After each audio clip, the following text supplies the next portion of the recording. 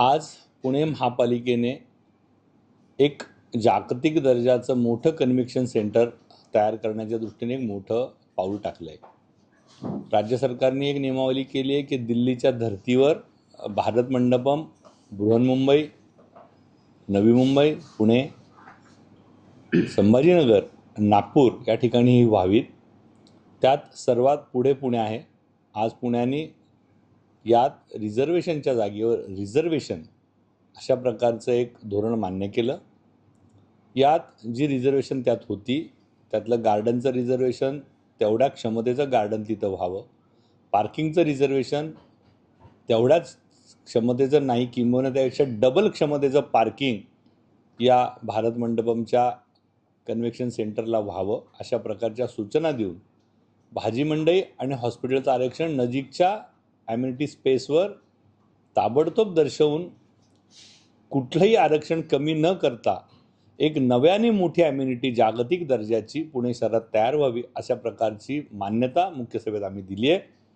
यात 30,000 लोकांच्या क्षमतेचं एक मोठं सभागृह, ज्यात इंटरनॅशनल कॉन्फरन्सेस होऊ शकतील, मोठमोठी प्रदर्शनं होऊ शकतील, मोठमोठ्या सभा होऊ शकतील, राजकीय पक्षांच्या सभा होऊ शकतील, मोठे कार्यक्रम ज्या आज आपल्याला मिळत नव्हते ह्या सगळ्यांना एक मोठा AC हॉल, काही एकरांचा 30,000 लोकांच्या क्षमतेचा AC हॉल एका जागेवर सर्व सुविधांनी युक्त हा तयार करण्याच्या दृष्टीनं आम्ही हा प्लॅन केला आहे।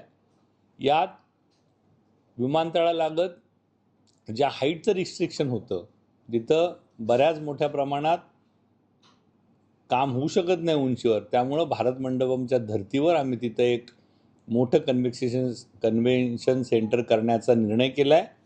आणि मला माहीत आहे की ज्यावेळेस बालेवाडीसारखं एक स्टेडियम आपण बांधलं आणि त्या एका बालेवाड्याभोवती बाणेर बालेवाडी नावाचं सगळं नवीन शहर विकसित झालं, असाच ह्या कन्व्हेन्शन सेंटरमुळं लोहगावचा राहिलेला जो विकास होता त्याला खूप गती येणार आहे आणि त्या भागात मोठ्या गतीनं विकास होण्यास यात मदत होणार आहे।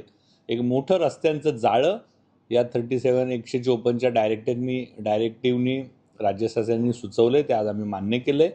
आणि त्यामुळं मोठे रस्ते, मोठा प्रकल्प, अत्याधुनिक प्रकल्प आणि पुणेकरांसाठी हक्काचा प्रकल्प आज मान्य करण्यात आम्हाला यश आलं।